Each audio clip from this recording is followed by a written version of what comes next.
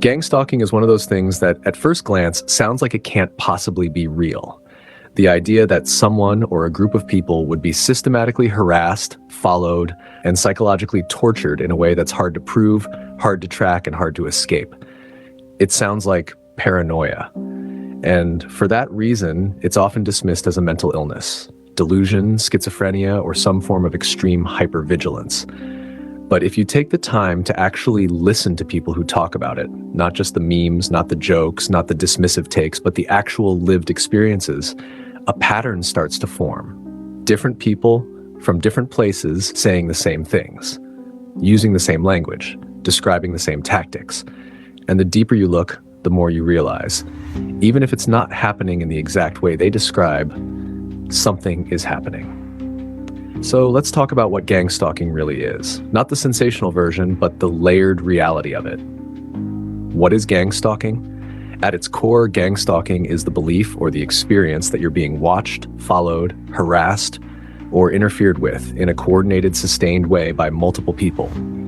It's not just one person messing with you, it's a system, a network. It feels organized, intentional, and cruelly invisible. This can show up in different forms. A few of the most common ones. Adlacha 1, orchestrated social encounters, aka street theater. This is where people feel like their interactions in public are staged, like the people around them are acting out a script, pretending to be random strangers, but they're not. They're part of the act, part of the intimidation. Example, you're at a coffee shop. Someone sits behind you and starts having a conversation that weirdly mirrors your private life. They mention details that nobody should know. The next person who walks in bumps into you, doesn't apologize, stares at you a little too long. Then you leave and you see a car drive by slowly, windows down, people inside looking directly at you, Isloft smirking. It sounds minor, maybe even explainable, but it happens again and again and again. Eventually, it stops feeling like coincidence, and it doesn't matter if it's real or not, it feels real. That's the trap. 2, digital harassment. This is where the surveillance moves online. People who believe they're being gang stalked often report their phones acting strange, conversations being repeated back to them, or personal information being leaked or used against them. It's like their entire digital life has been infiltrated. Examples. You send a text to a friend about something specific, and later that day, strangers online seem to be referencing it indirectly. You notice your emails being read before you open them, or they're marked unread when you know you didn't open them yet. Your phone lights up at odd hours, or apps open and close without you doing anything.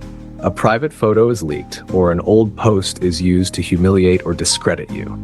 This isn't just trolling, it feels like targeted digital warfare, and sometimes it's tied to bigger systems, like data mining, facial recognition, or predictive policing.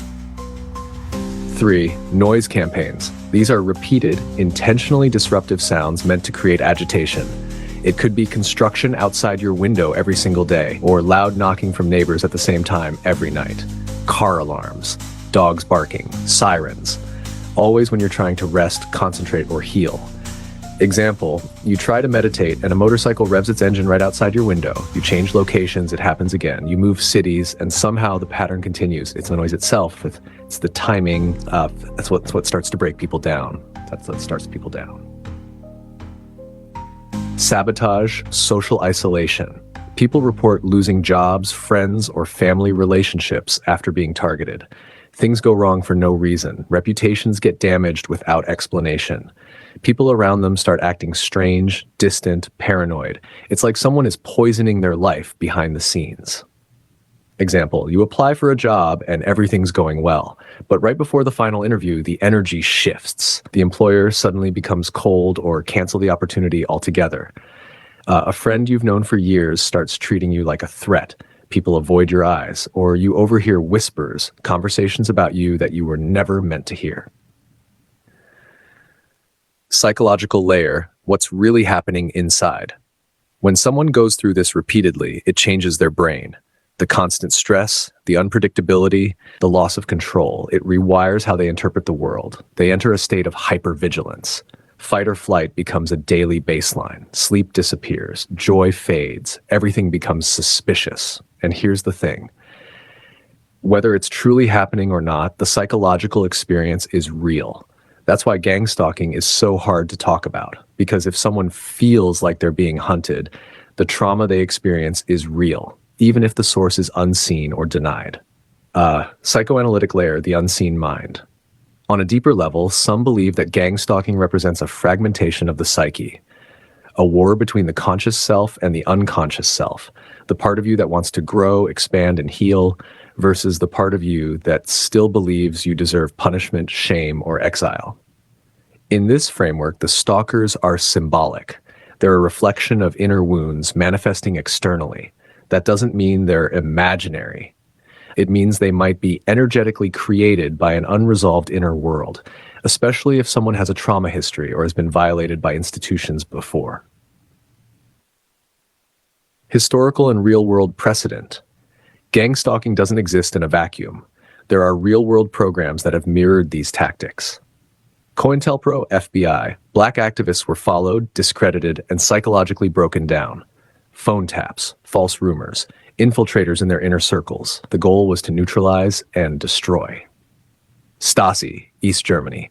A program called Zersetzung focused on psychological warfare. Agents would break into homes and move things around, change the time on clocks, open drawers.